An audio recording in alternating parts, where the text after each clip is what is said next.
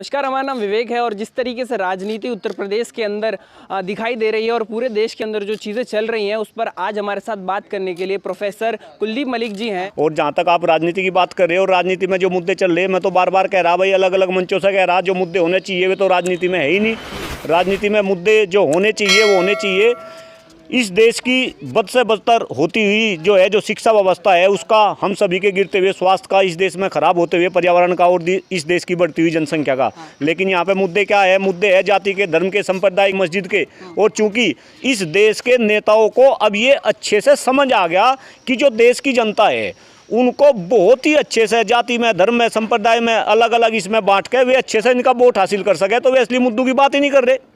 कौन नहीं कर रहा? मतलब जो सत्ता में है या फिर कौन? सारी राजनीतिक पार्टी? नहीं, मैं तो सभी राजनीतिक पार्टी, आप जो विपक्ष को भी देख लो, वे भी धर्म संप्रदाय के यहाँ असली मुद्दों की बात कौन कर रहे हैं? मैं तो आपको ही कह रहा, आप भी तो इस देश के युवा है भाई। इस देश में युवाओं का क्या हाल है? क्या आपके पास सांस लेने के लिए हवा है, पीने के लिए पानी है, खाने के लिए शुद्ध खाद्यान्न है? बताओ, नहीं है। और राजनीति में ये मुद्दे नहीं, तो ये तो सारी राजनीतिक पार्टी के, इसमें चाहे सत्ताधारी पार्टी हो या विपक्ष की पार्टी हो, ये तो सारे के सारे जाति, धर्म, संप्रदाय पे बांट के अपना वोट लेने के चक्कर में और अपना सत्ता हथियाने के चक्कर में है। और कहीं ना कहीं ये हमें देर या सवेर इस बात को हमें समझना पड़ेगा। अच्छा, सवाल ये भी तो पैदा होता है, लोगों को शायद यही सब चीज़ें अच्छी लग रही हो तभी वोट मिल जाता है। क्या पता बात उस पर ना करके, अगर उस पर बात करेंगे तो वोट ना मिले, ये भी तो हो सकता है।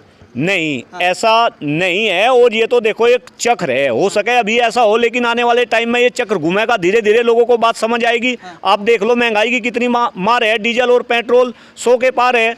अरे मैं तो कई बार सोचता हूँ कि इस देश में, देखो इस देश में सभी लोग तो अमीर है नहीं, कुछ अमीर है, कुछ गरीब है, कुछ मध्यम वर्ग है। तो अब तो धीरे धीरे क्या हो रहा, अमीर और गरीब की खाई भी इतनी बढ़ती जा रही कि इसमें भी कहीं ना कहीं सोचना पड़ेगा। तो धीरे धीरे लोगों को बात समझ आएगी। मैं ये गंभीरता के साथ कह रहा कि जाति धर्म भी अपनी जगह है, लेकिन आप केवल और केवल राजनीति में जाति धर्म की बात करेंगे। आप कोई भी टीवी चैनल खोल के देख लो, केवल और केवल जाति और धर्म की बात होगी, इन मुद्दों की बात नहीं होगी। तो ये तो भाई देश के साथ, देश के लोगों के साथ मैं तो कह रहा कि ये गद्दारी है और इसे देश के लोगों को देर या सवेर समझना पड़ेगा। तो सवाल तो वही पैदा होता है कि लोग अगर जागरूक नहीं होंगे और इस तरह से महंगाई बढ़ेगी, सारी चीज़ें खराब होंगी, स्वास्थ्य विभाग का आप बात ही कर रहे हैं, ऐसा हो रहा है, उसके बाद भी जो वोट बैंक है वो कम नहीं होता, लोग जाते हैं। तो उन मुद्दों पे बात ना करने का क्या कारण लगता है आपको? देखिए, इसके देश में कई कारण हैं। एक तो मैं बोलूँगा कि देश का ना कह सकते हैं लोगों को दूसरे मुद्दों में भटका नहीं, बिल्कुल ये तो है ही भाई, नेता मुद्दों में भटका रहे। और दूसरा कहीं ना कहीं जो देश का विपक्ष है, वो विपक्ष भी इस तरीके से कमज़ोर हो चुका कि विपक्ष वाले जो है आवाज़ नहीं उठा सकते। और मैं तो ये बोल रहा कि चोर चोर सारे मुसेरे भाई हो रहे।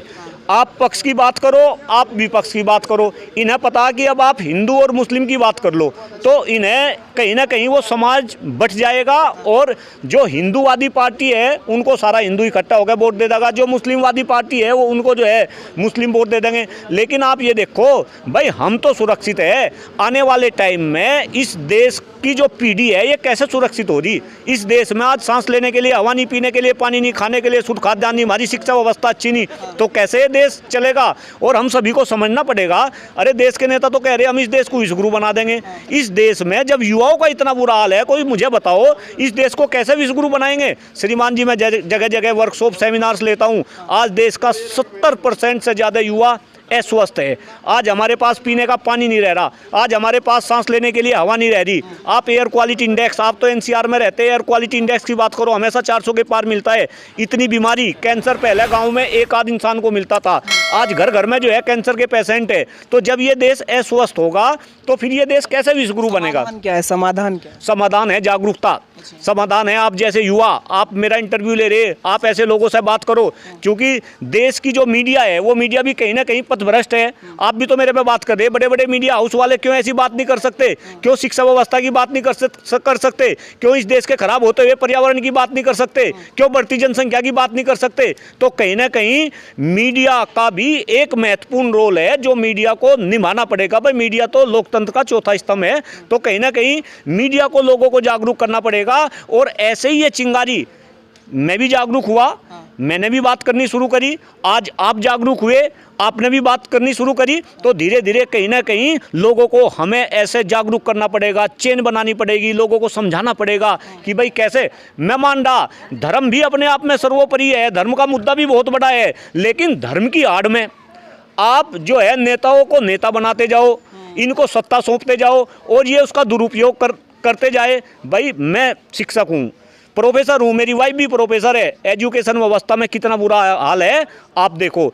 एक मिडिल क्लास फैमिली और लोअर क्लास फैमिली का इंसान अपने बच्चों को पढ़ा नहीं सकता।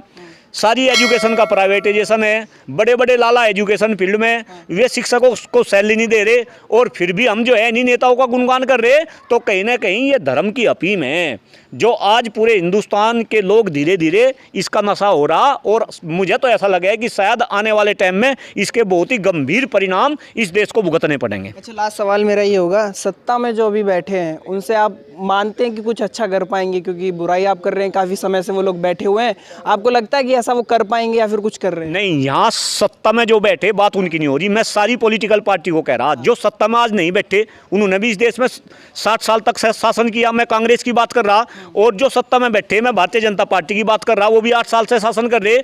मैं कह रहा एक्चुअली होना क्या चाहिए, देश की जो राजनीति है, जो नेता है, वो जनता के अकॉर्डिंग चलना चाहिए, लेकिन यहाँ उल्टा हो रहा, यहाँ जनता नेताओं के अकॉर्डिंग चल रही।